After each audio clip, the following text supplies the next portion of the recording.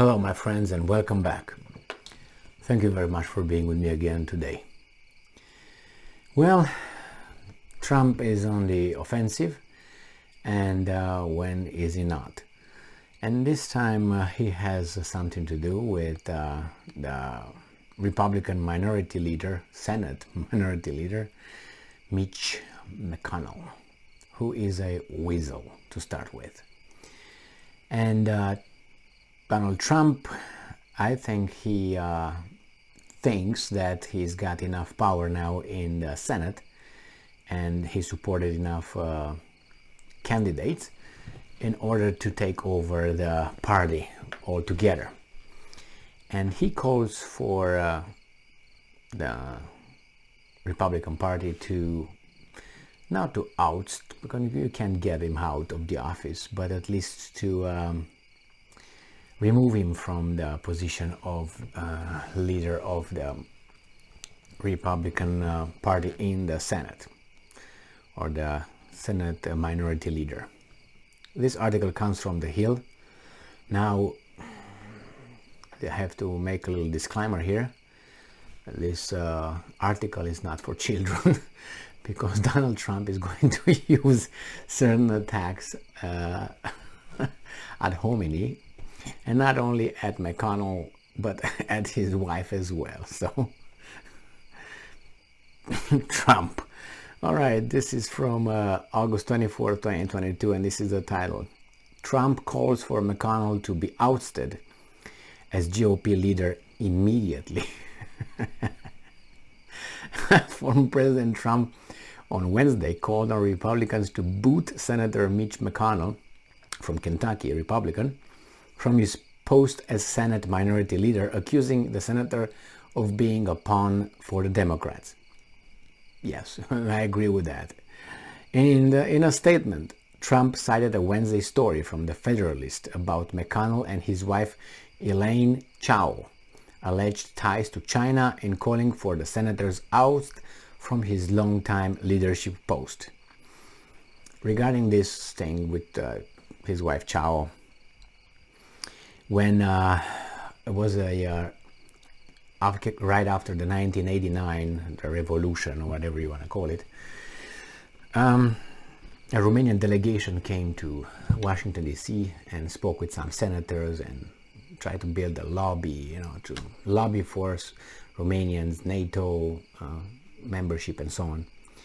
So the story goes that this diplomat met with some, I can't remember exactly what senator, and he said,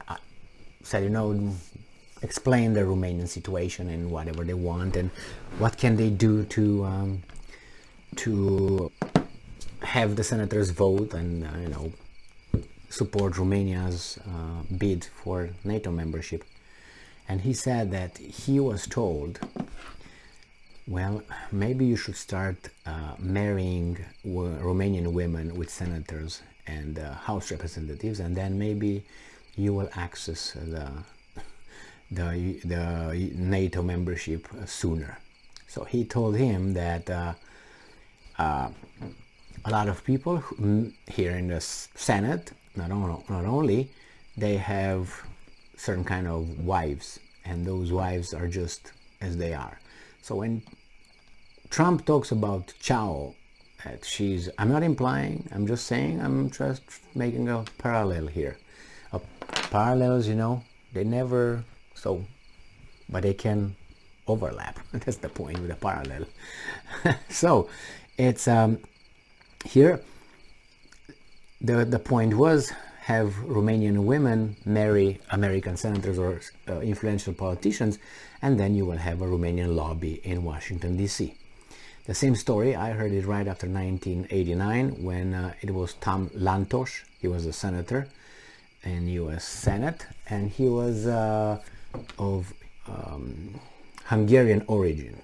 So he came in Romania to assess the rights of minorities and so on. Minorities being Hungarian minority in, like you sent Kushner in, I don't know, in Palestine, or what I want to call it, whatever, Gaza, let's say Gaza, to assess if the Jewish people who live there, if any, if their rights are respected. He's going to find a lot of violations and so on. Why? Because he's Jewish, those are Jews. What do you think? He's going to be objective? The same thing with Tom Lantos. So the same, he came over there, he said, no, Romania is far from respecting the rights of minorities, back in line. And the same thing he explained. Another guy explained to the Romanian about the same thing. He said, well, a lot of senators, elected officials have Hungarian wives. I don't know if that's true or not, but you can verify a lot of names and go by that. So when Trump said that she has ties with that, I don't know if she has information, but because he says whatever is convenient in that moment. So Mitch McConnell is not an opposition leader. He is, I'm quoting, okay, he is a pawn for the Democrats to get whatever they want, end quote. Trump said in his statement, and I'm quoting again, he is afraid of them and will not do what has to be done. A new Republican leader in the Senate should be picked immediately. Okay, Trump has feuded with McConnell, who he dubbed Old Crow, since the Senate leader denounced the former president in Congress for his role in the January 6, 2021 attack on the U.S. Capitol. No, that's incorrect. It was not the first time. It is not since then.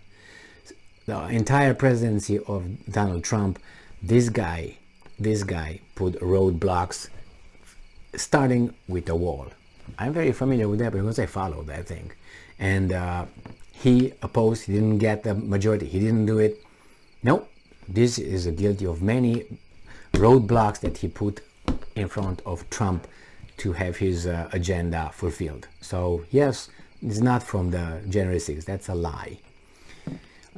Over the weekend, the former president slammed McConnell for making remarks last week about candidate quality in a reference to Republicans running for Senate, a number of whom were handpicked by Trump. McConnell has said the race for Senate control in November will be close. Trump also took a dig at Chow, his former transportation secretary, who resigned from office one day after the January 6th attack, calling her McConnell's crazy wife. I'm quoting. in Wednesday message, he called her Coco. Oh my.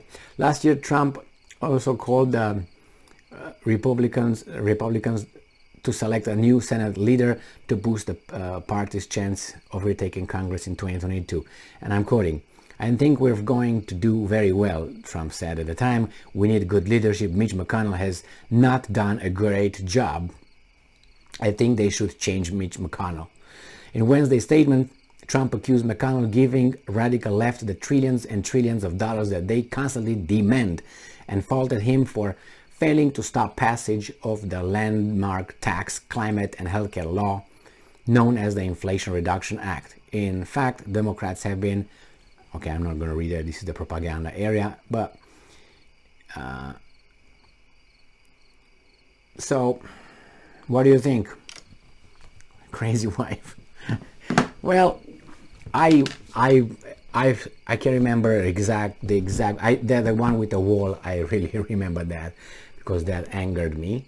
And I know that he put some roadblocks with a few others, and I disagree with that. But that was about funding the wall. That was the thing. The first one that got me like, what's going on? And you realize that was not a party to support the president, which came from that party. But I realized that Trump was alone.